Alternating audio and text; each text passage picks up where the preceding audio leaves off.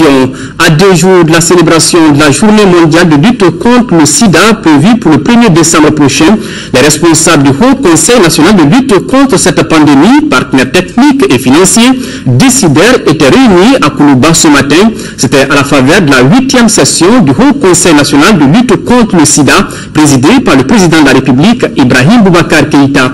Il a été question des avancées déjà réalisées en la matière et des défis à relever. Et pour réussir le challenge, les experts recommandent la création effective du Fonds national de lutte contre le sida. Reportage Ndeye Sissoko.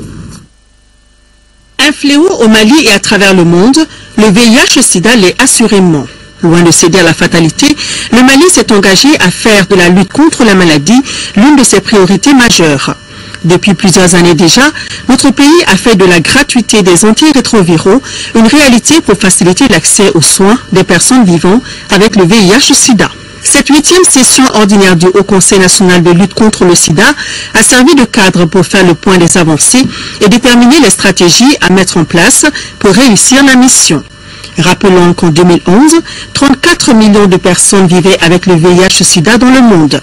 Et l'Afrique subsaharienne restait la région la plus touchée avec 23,5 millions de personnes infectées.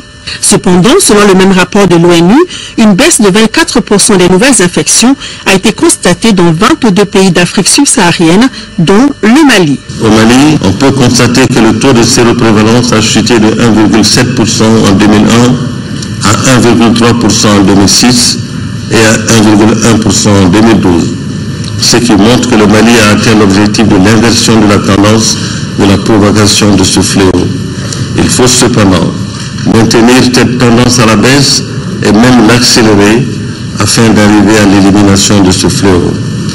Au Mali, nous avons une population globale d'environ 16 millions d'habitants, sur lesquels environ 100 000 personnes sont infectées. Ajoutons que les progrès enregistrés dans notre pays ont été quelque peu freinés par la crise au nord, qui a eu pour conséquence la destruction des services de santé et des médicaments, le déplacement massif des populations, toute chose qui peut contribuer à un risque important de nouvelles infections. En plus de la crise au nord, un autre problème a attiré l'attention de l'assistance. Il s'agit de la prévalence extrême au VIH-Sida dans les zones d'orpaillage traditionnelles.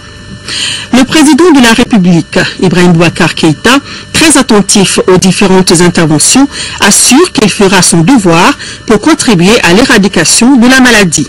Ce n'est pas possible que nous laissions reproduire ici ce qui s'est passé dans d'autres pays, de compounds miniers sur lesquels il y a des villes ultramodernes avec tout ce qu'il faut, alentour des ghettos. Quand vous arrivez le soir, le site minier est violemment éclairé et vous tombez dans les abîmes dans le village d'à côté. Cela n'est pas tolérable, n'est pas admissible. Et je pense que ce secteur-là va être revu à ce niveau-là. Qui voudra travailler aux mines dans les mines de manière à tirer profit devant se convaincre que ce sera un partenariat profitable pour lui et pour notre peuple malien.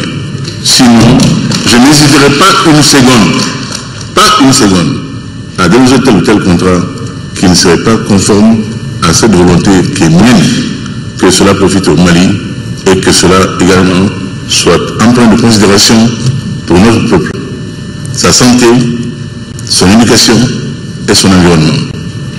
Cela est très clair et très net. Le monsieur le ministre de l'Industrie et des Mines en a été instruit.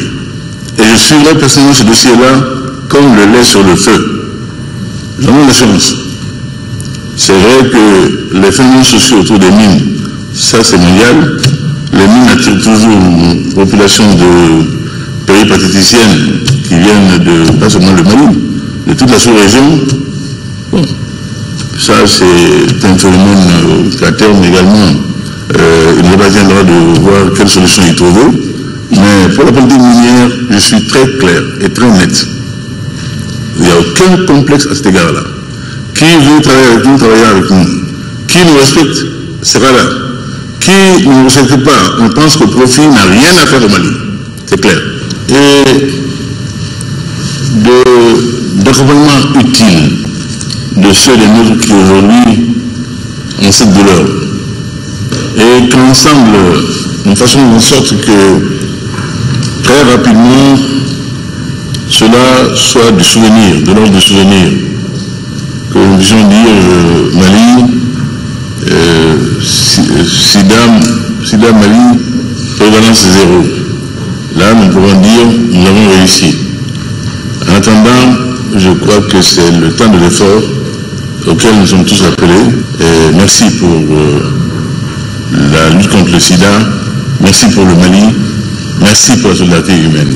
Tour à tour, les experts et autres partenaires présents à la cérémonie ont dressé des bilans plus qu'alarmants de l'impact du sida sur nos populations, surtout chez les femmes. Des présentations qui ont été suivies de débats.